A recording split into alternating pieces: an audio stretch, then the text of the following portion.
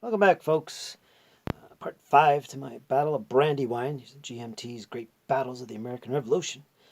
I'm going to pick up where we left off. We're at the top of turn 4, and I'll try and be as brief as possible. I don't want to keep going over my strategies and stuff that I already did in previous episodes, so let's get to it. Now, one thing I do have to point out right off the bat is I did make an error from the previous episode right up here.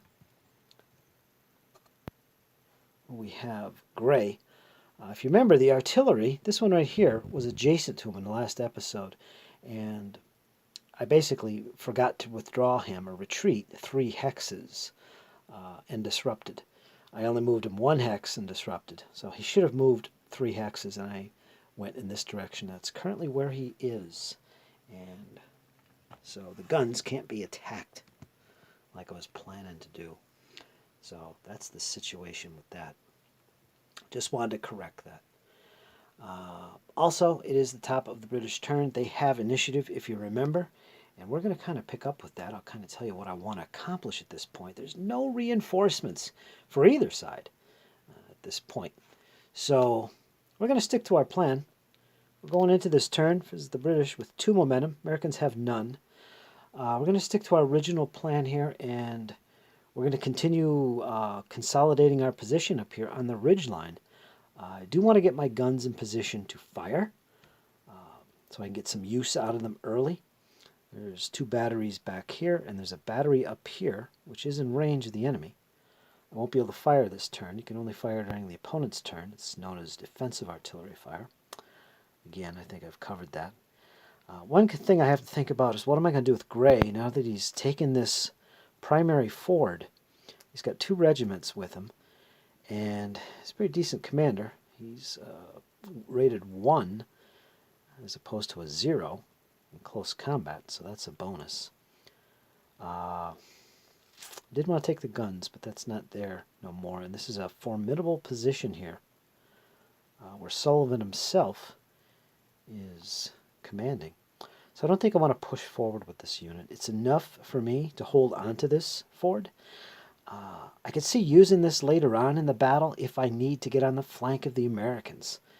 And otherwise, there's no real objectives up here. I mean, for victory points or victory conditions, no reason to cross here.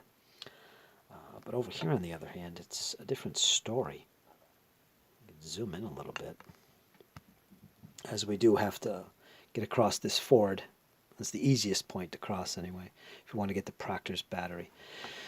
So I think right away what we're going to do in this turn, we're going to focus over here, and I'm going to try and assault these positions where Maxwell is and take him out of there, because turn 4, Green's forces are automatically released, so he could start bringing troops across without giving up any victory points. So that's a given, really, if he wants to do that. So we'll see. And on the other hand, Sullivan might release the entire army early and move anywhere he wants anyway, just out of the bivouac area, which I'm still contemplating. As the Patriot player, I am playing this solo, and we'll see what I do regarding that. But this is where we're at. So first thing we're going to do is concentrate over on the right side of the map, and we're going to force Maxwell's position, hopefully, and take those heights. I at least want to be able to do that in the next turn. So stay tuned, folks. I'll show you the results of all that. Alright, so here we are after movement. Again, we're going to focus over here. You can see what I did. I moved up the Rangers. Let me get a better position here. I got the Rangers that were back here. There's no need to protect those guns at this point. But they're with the Welsh Fusiliers. They're currently on the road corner right here. And they're in a position to attack and throw back these enemy cavalry. They're supported by the King's Own, who are also here. So there's 2 enemy units to be engaged here. So this is one combat area. Over here on the actual breastwork location, you can see where Maxwell is. There's going to be some more action as well. We're going to be fighting across breastworks. I can't move any further forward. I can't go around them, so we're going to have to face off against the breastworks. But fortunately for the British, it's only Maxwell and a light infantry unit, a strength 3 unit, behind those breastworks. But I also brought up the guns. These are going to be firing, defensive fire. They don't take part in the close combat, but they will be able to fire if I can hold the position with basically close range artillery. So we'll see how that strategy works out for me. It won't be good if I'm forced to retreat, but I don't anticipate that happening. I've got substantially good odds here. I've got a strength 5 unit here with Fraser's Highlanders. I've got strength 5 or 6 here. There's a 3. There's another 3, so there's strength 6 here. And again, these will be combined going against Maxwell. Yeah, and plus I have Gnifhausen himself, who's right there, and has a combat modifier of 1. And of course back here we have Ferguson's rifles, who don't have to take part in the fighting. And I don't know. If he does, he's got 2 enemies. He won't have to attack here, because these guys are engaging here. But he would have to attack this. But fortunately, he's rifle-armed. He doesn't have to attack. He can stay out of the combat. And I think I'll do that. He's just going to sit back and shoot at the enemy. Probably these guns back here, along with what's in there. Some more horrible units, not even light infantry. Strength 1 unit. So, who knows? Maybe he can take those guns. But that's about it for the close combats, where we're going to be doing some fighting. You can see I moved some of my forces, straightened up some lines, moved the Germans up slightly. And over here, I did move the 3rd Queen's Light Dragoons. I think that's the Queen's Dragoons. They are across the ford, and they're located in this position here. Do some recon work here. We'll see. All right, so let's get into the combat. Okay, rifle fire and defensive artillery fire for the Patriots was finished. Rifle fire was ineffective. Ferguson up here on the hill was unable to score any hits against this infantry behind this, protecting that artillery. So he was ineffective. And the Patriots, let's see, the only artillery they fired was over here. They did get these artillery here firing on this position. They did disrupt one of the units. The 5th Regiment of Foot has been disrupted. So there was that. Let me see. And of course, there was no artillery fire here. These guys fired on this battery and forced them to retreat. So this battery of British guns, a strength 2, has withdrawn as well.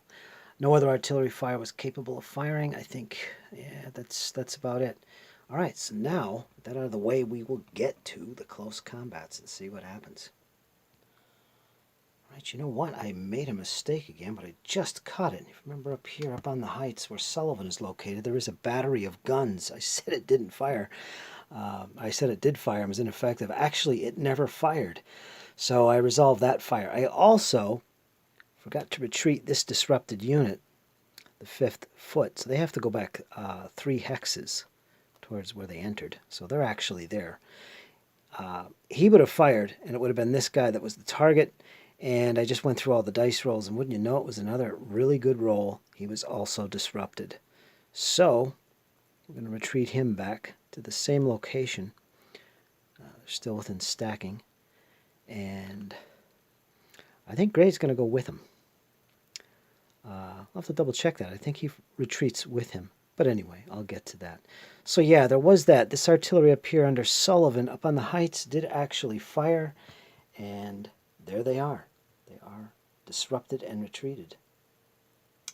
Sorry, folks. I forgot to shoot with them. So yeah, that was very effective. And also, that will drop the British morale 1 for having a unit disrupted. I already counted the first unit that was disrupted. They were at 21. So chink, chink. They're now at 19. So a little success for the Patriots. Now, we're going to get to this combat up here, which is about to be resolved, as you can see. So hang on, folks. I'll be right back. All right, before I resolve this critical moment in the battle, for Maxwell anyway, I'm going to roll the dice for you guys and kind of show a little bit more of the combat, because it's pretty important. I'll ignore these combats that took place already for now. Let's just focus on resolving this. It's basically Maxwell. He's currently with this unit here, which is a strength 3 light infantry unit, and they're behind these works. The 2 stacks that are attacking are right here with Gnifhausen and what's that, Fraser's?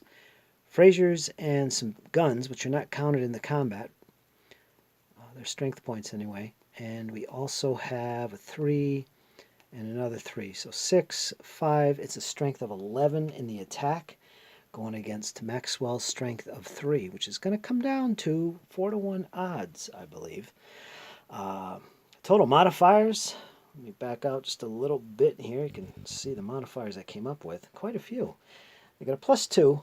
One came from Kniphausen's combat rating, as well as the lead unit, which was a +1. Army morale is not going to affect it. It's normal morale. So total of +2 for the British, for command and the morale of the unit. The opposing unit has a morale of +1, which is read in reverse, so it's a -1. And also Maxwell is involved, but he has a 0 command rating in combat, so that doesn't apply. However, they're attacking. All the units are attacking across breastworks or fieldworks. They're attacking into fieldworks. There's a penalty of -1. We're also attacking uphill. This is the British I'm speaking of. That's another -1. So I believe I counted all these. The total is going to be a -2 to the roll. So, yeah, under the 4-to-1 column, if we take a look at that, you can see the possible results here. And the British are the attacker, so they're the left-hand result, as you can see here. And by the way, these little red dots show that that side gains a momentum marker. So when you get really drastic results, you get momentum, one side or the other, the attacker or the defender. So yeah, we're going to roll this under the 4-to-1 odds, and it's going to be a -2 to the roll. So let's take a look at the roll. Oh yeah, before I forget, the tactics cards. That's where that other modifier was coming from. A -1 in favor of the defenders. They played turn flank. They do have a commander. They can use this. There is an open flank. This card was taken. So they have a turn flank for the Patriots going up against, wouldn't you guess it, a frontal assault. It makes sense, right? And I pretty much drew these pretty much random. I took out all the cards that didn't make sense to me and just left a nice little pile from each side, and I randomly picked one. And this is what it come up. So that's another -1 to the combat roll. We got, let's see, turn flank for the defender. Cross-reference with a frontal assault is a -1 to the combat roll. So that's where that came from. So it's a D10. We'll use the blue dice. Or no, we're going to use the red dice, because it's the British attack. And we're going to subtract 2 from this. Oh, that is not good. And in case you don't see that, that is a 1. So you can't get any worse than that, folks. And we're under the 4-to-1 column, too. So it's 1, -2. We're down here. So attackers' lead unit will be disrupted. No damage to the defenders, the Patriots. And also, momentum will be given to the Patriots. So let's take care of that right now. All right, so we're going to grab a momentum for the Patriots. They'll have access to this. They'll be able to do something with it, I'm sure. All right. And I didn't use any momentum. I'm not got it for the British. I only have 2, and I don't want to waste them so early in the battle. Yeah, so they gained 1 momentum. In addition, the British morale, well, we'll take care of this in a minute. The lead unit, let's see up here, is going to be disrupted. And the lead unit, let's see which one it was. I don't think it was Fraser's. It was, where are they? Right here, the 49th. They were the lead unit. So this unit right here, involved in the combat, will be disrupted and we're forced to retreat 3 hexes, and it's going to go down this way. We'll just take them right down. 1, 2, 3. We're going to put them right there. You ignore the terrain cost. It's 1 anyway. And yeah, so that's what's left. Now the other units, I don't think the attacking artillery makes this test, but all the other units have to check morale. If they fail, they will also retreat, and that's not good. So let me give you the results of that. Get right back to you, folks. Pretty brutal for the British. I didn't expect that. Okay, folks, hang on. I'll give you the results of this combat and all the other combats too. All right, so that's it. Fortunately, the rest of the units in the combat did pass their morale. They rolled pretty good, and they did not retreat, nor are they disrupted, etc., etc., etc. They're still in good shape. We just basically lost a unit from the front lines, which was this unit. Strength 3 unit with a +1 morale. 49th, 48th, I can't read it from here, but it is disrupted. The British Army morale dropped by 1 because of that. And let's see where they're at currently. Right there, they're down to 18, and the Americans are still at 17. Actually, I think the Americans went up 1 somewhere in this action. But yeah. And the combat's over here. As you can see, the Patriots decided to withdraw their horse all the way back to the creek. They got their backs against the creek now. And these guys advanced into the hex. There was no fighting otherwise. And the Queen's Own was fighting against these lights here, who I think the result was retreat. And they retreated. Hex. So I forget what the result was, but the effect was they retreated 1 hex. And the King's Own advanced and now occupies the position formerly held by the Patriots. So that's the situation.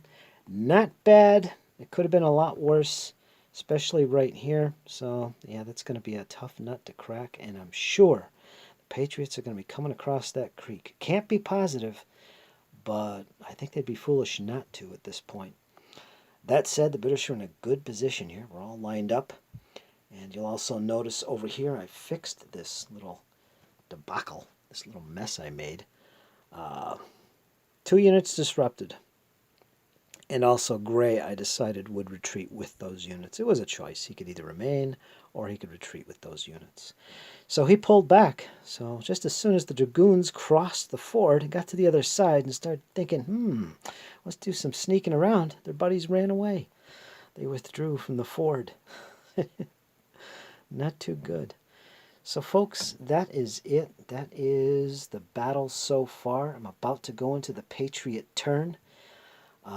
They'll have opportunities to come across that Brandywine Creek. And yeah, I'm going to get into that with you in a bit here and at least give you my plans as we go into the Patriot side of the turn. Okay, folks, hang in there. All right, folks, I finished the Patriot movement and rally parts of the turn. About to get into some shooting, actually, for the British. As you can see, I gave up the victory points to release the army in the 4th turn. That is a loss. Well, I gave up 2 victory points to the British. So they're currently at 5.5 victory points to 1/2 victory points for the Patriots. Yep, going all out. That's what that is. You can see some of Sullivan's troops have already started heading north, and there's quite a few of them.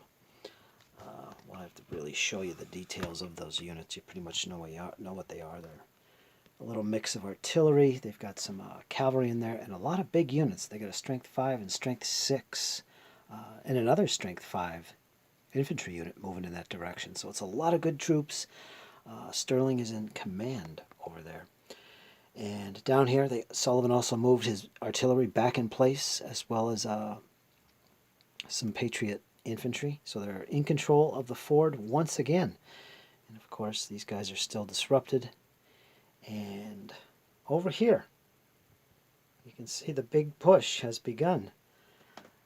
Green's force has come across in strength. Green himself, he was previously back here along this road after entering the battlefield earlier, bringing on some reinforcements, and he is coming across in force at this point. This is bad news for the British. He's got some big units here, including these guys with the red trousers, the 2nd Pennsylvania Brigade, strength 4. That's a big unit. There's going to be a combat here going against the King's Own. There's also some troops here that crossed directly across the Brandywine. Started over here, I believe, and he moved into this hex. So the only restriction is that you cannot do that. For one thing, it takes all your movement to be able to cross the Brandywine outside of a ford. So you can cross this, but you forfeit all of your movement. In addition, you can't leave an enemy zone of control and enter an enemy zone of control with this kind of movement. This was not the case. The unit was back here, not in an enemy zone of control, but he did move into one.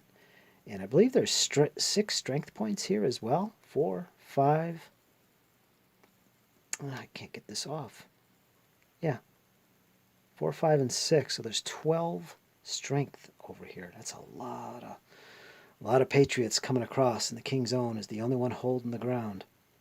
And this is all at the foot of these hills here, where Maxwell is holding out against all odds. There is troops coming in his direction to support him, including a rifle unit and some troops back here, including more rifles.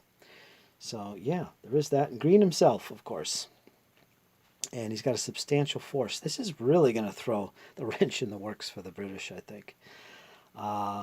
This was an unfortunate occurrence. I don't know, maybe I should have took my time and looked at the odds a little bit better. I don't know. We're going to have to do some rallying here as well, a disrupted unit. And, of course, I've yet to launch an attack forward. But I don't know. I'm going to have to think about this. Things are not going the way I expected. So this is definitely going to be a problem for the British. I'll have to think about that one. The Americans coming across like that. Yeah, it's not good. Washington is still in place up on the hill. He has some sizable units of troops up there that might have to be dealt with if Howe breaks through from the north. And yeah. And that's in turn 6 and 7. Mainly turn 7. That's when Howe himself arrives along that big long road from the north. But I think the Patriots are definitely going to get the positioning they want in the next turn, turn 5, all around that hill area here, Birmingham Hill. So, yeah, let's take a look at the units on the way there. There, how's that? A close-up view of what's going on here. And yeah, they're going to travel down that road, get into position here. Birmingham Meeting House, and on those hills there, that's going to be tough for the British to get up on. And by the way, there's special rules for this building here, which I believe favors the guy that's occupying it. So it's going to be a critical fight there. And of course, there's where Howe will be arriving in turn 6 and 7. Also in turn 5, you'll see right here, Patriots will get some cavalry. Right there. It's that other unit. They're going to be getting those 2 units, and they're going to be arriving on that road as well. You'll notice there's a blue and red divide on the D entry point. It's because both sides use it. And that's why. Those are probably the guys that have been scouting and trying to locate Howe, bring news to Washington what's going on. But yeah, there's a good sizable force on their way to the north. You can see the 5 in there, another 5. There's a 6. And what's he got in here? He's got a 1, rifles. He's got some more horse.